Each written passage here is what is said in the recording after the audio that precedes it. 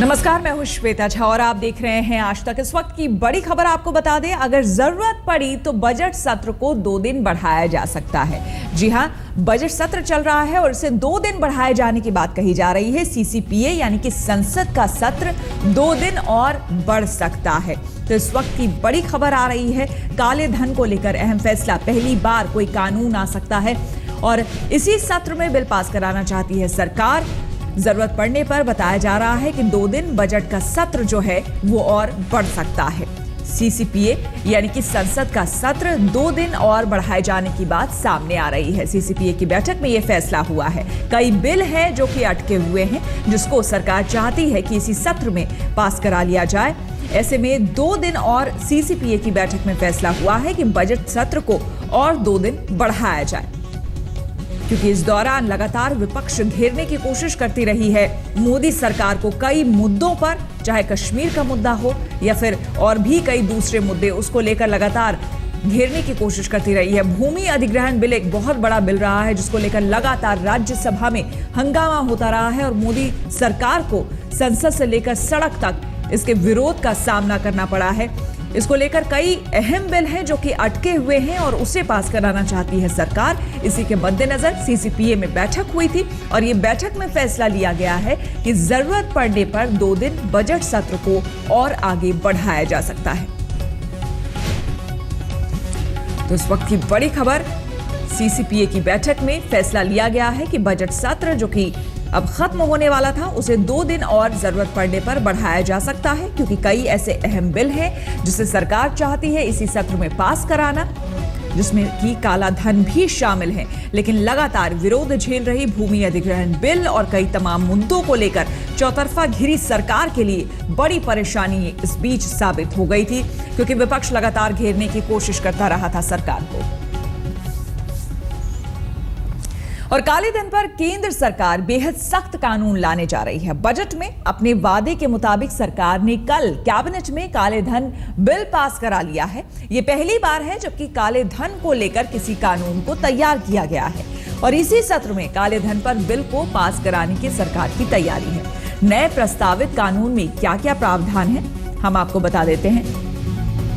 इसमें अपनी आय छुपाने, कर की चोरी करने और विदेश में अपनी संपत्ति को नहीं बताने पर 10 साल की सजा का प्रावधान है। साथ ही ऐसे अपराध में सेटलमेंट कमीशन में भी अब अपील नहीं की जा सकेगी। इसके अलावा जो सबसे बड़ा प्रावधान है वो है 300% जुर्माने का। जी हां, 300% जुर्माना लगेगा। इसके अलावा रिटर्न नहीं भरने पर 7 साल की सजा का प्रावधान किया गया है। अब इनकम टैक्स चोरी में, विदेश में संपत्ति को कुर्क करने और जब्त करने जैसे मामले पीएमएलए यानी कि prevention of money laundering act के अधीन लाए जाएंगे। तो बेहद कड़ा कानून सरकार लाने की तैयारी कर रही है और बिल को इसी सत्र में पास कराने की तैयारी भी है। तो ये एक अहम बिल होगा। अगर ये पास हो जाता है तो ये पहला कानून होगा जो कि बनेगा काले धन को लेकर।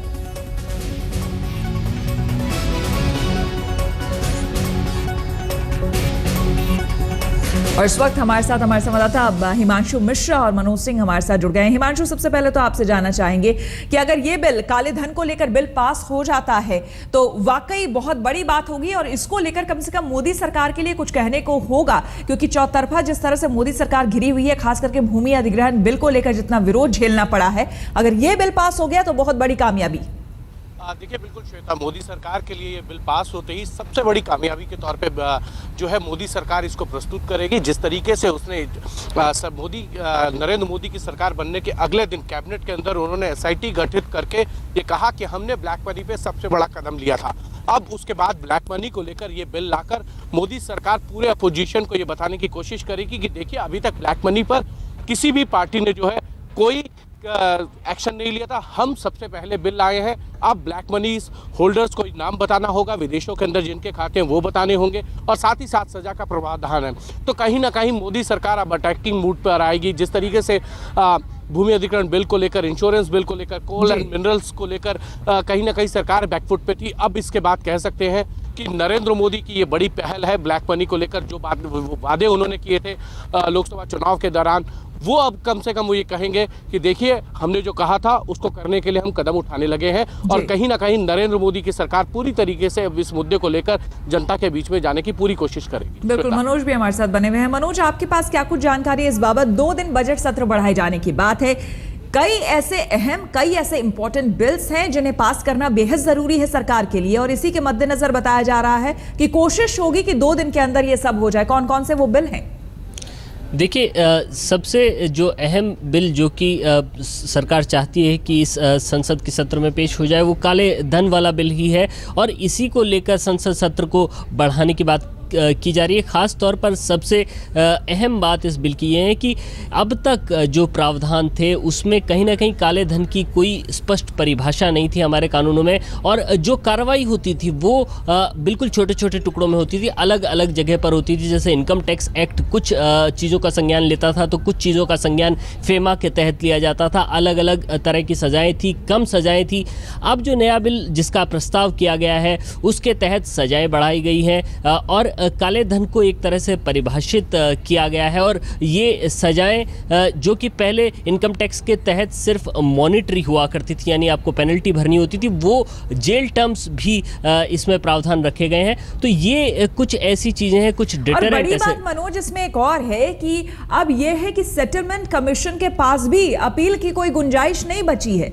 ये एक बहुत बड़ी बात है इसमें। जी बिल्कुल, पहले जो प्रावधान थे उसके मुताबिक अगर आप के खिलाफ ऐसी कार्रवाई शुरू भी हो जाती है तो आप सेटलमेंट कमीशन के पास जा सकते थे, लेकिन अब जो प्रावधान आने जा रहे हैं उनके तहत अगर आपने एक बार अगर कोई व्यक्ति काला धन अपने पास रखता है और उसका कोई स्पष्टीकरण नहीं दे पाता है तो उसका केस अगर स्क्रूटनी में आएगा तो वो उसके लिए सेटलमेंट कमीशन के पास भी नहीं जा सकता। यानी कि पहले जिस तरह से केस सेटल कर दिए जाते थे पेनल्टीज लेकर, वो इतना आसान नहीं होगा और पेनल्टी भी बहुत बड़ी देनी पड़ेगी अगर सेटलमेंट तो नहीं होगा। ये भी है जो सबसे बड़े प्रावधान में, इस प्रावधान में जो सबसे बड़ी एक और बात है वो ये है कि 300% जुर्माना तक आपको लगेगा, जो कि अच्छा खासा अमाउंट होगा। जी बिल्कुल, पहले जो इनकम टैक्स के एक्ट के तहत जो कार्रवाई की जाती थी उसमें अमूमन जो आपका अमाउंट है उसके 100% तक, यानी उसके बराबर आपको पेनल्टी भरनी पड़ती थी। लेकिन अब जो कानून आएगा उसके तहत 300%, यानी जो अमाउंट जिसकी हम बात कर रहे हैं उसके 3 गुना तक ये राशि बढ़ा दी गई। तो काफ़ी बड़ा इजाफा इसमें कर दिया गया है। तो काफी कड़ा कानून और अगर वाकई ये बिल पास हो जाता है तो वाकई मोदी सरकार के लिए बहुत बड़ी सफलता एक तरह से कम अभी के दौर में होगी। बहुत बहुत शुक्रिया हिमांशु आपका और मनोज आपका तमाम जानकारी के लिए।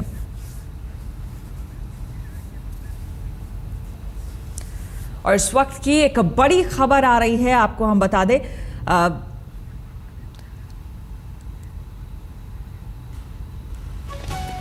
नन रेप मामले में आपको बता दें रॉबर्ट वाड्रा ने नाराजगी जाहिर की है और इस पर आपको बता दें कि पहले भी काफी हंगामा हो चुका है। ममता बनर्जी के दौरे को बीच में रोका गया था जिसको लेकर तृणमूल कांग्रेस के कार्यकर्ताओं ने हंगामा भी किया था।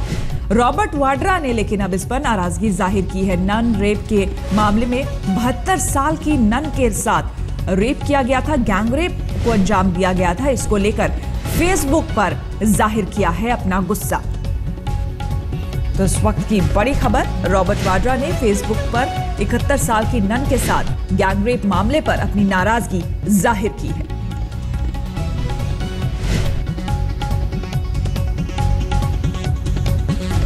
बतौर भारतीय जवाब देने में शर्म आती है केस पर पश्चिम बंगाल सरकार को नोटिस की बात। राष्ट्रीय मानवाधिकार आयोग ने नोटिस भेजा है इस पर। हालांकि पश्चिम बंगाल सरकार भी इस पर त्वरित कार्रवाई के लिए तैयार हो गई, लेकिन उसके बावजूद जिस तरह से सीसीटीवी कैमरे में ये तमाम चारों आरोपी आ गए थे और उसके बावजूद जिस तरह की घटना को एक स्कूल में जाकर गार्ड के होते हुए एक कॉन्वेंट स्कूल में जाकर अंजाम दिया गया, बेहद शर्मसार करने वाली घटना पश्चिम बंगाल से आई थी, जहां पर एक नन 71 साल की नन के साथ गैंगरेप की घटना सामने आई थी। उसको लेकर नाराजगी जाहिर की है रॉबर्ट वाड्रा ने।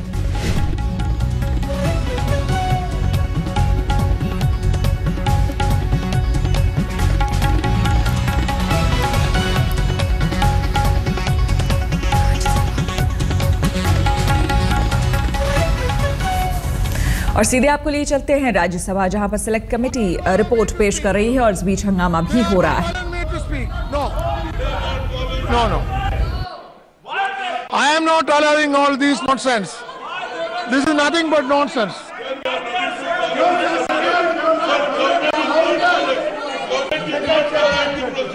See, Anumand Rao, Mr. Mistry, Mr. Khan, please listen to what I am saying. See, please listen. I am only saying that whatever reservation you have, you could have said in the select committee. Now, please.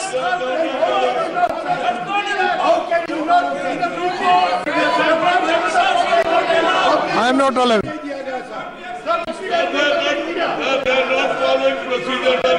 Then you complain to, yes, you could have complained to the chairman. No.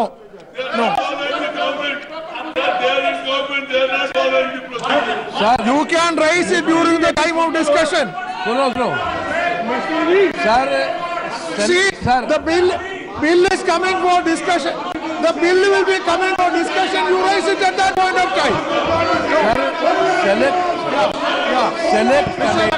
Select committee की report, select committee के chairman Honorable members, bill will be slated for discussion at that time. You can raise all objections. Why do you do it now? जो है वो जब चर्चा होगी, Raise it at the time of the bill being discussed. Observation है, Why do it now? आपकी आपत्ति है, Yes, उससे आप चर्चा कर Mr. सकते Naqvi. हैं। जब डिस्कशन होगा, at the time of the discussion, you can discuss all the objections, but why you are objecting the report? और जबकि सेलेक्ट कमेटी में सारे के सारे तो हमारे What is कांग्रेस your के सम्मानित problem? सदस्य रहे, What happened to you? व्यक्त की है। उसके बाद आज जब इस समय उसका विरोध करना अपने आप में कई तरह के सवाल खड़े कर रहा है, अरे और किस तरह की नीति और नियत है उसमें सवाल खड़ा कर रहा है।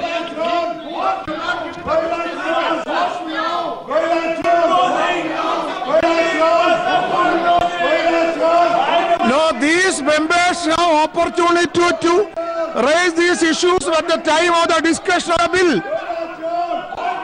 It is just obstruction what they are doing, unnecessary.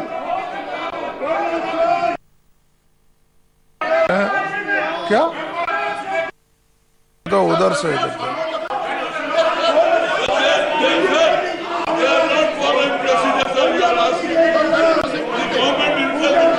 You can raise it at the time of the discussion of the bill. Why do you now?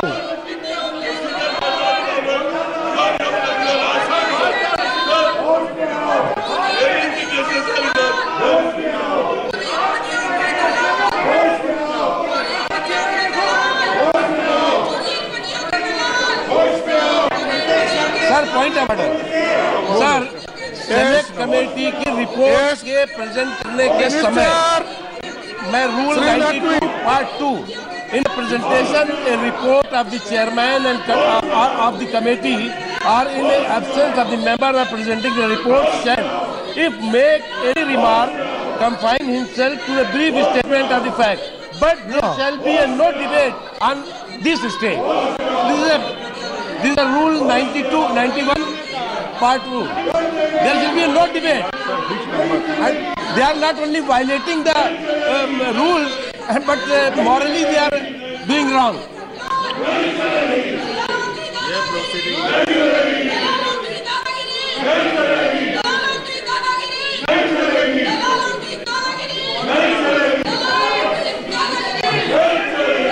What is the purpose? तो कोयला और खनिज बिल पर select committee की report पेश होनी है आज राज्यसभा में, उसी को लेकर विपक्ष ये हंगामा कर रहा है। रुकेंगे एक छोटे से ब्रेक के लिए, आप देखते रहिए आज तक।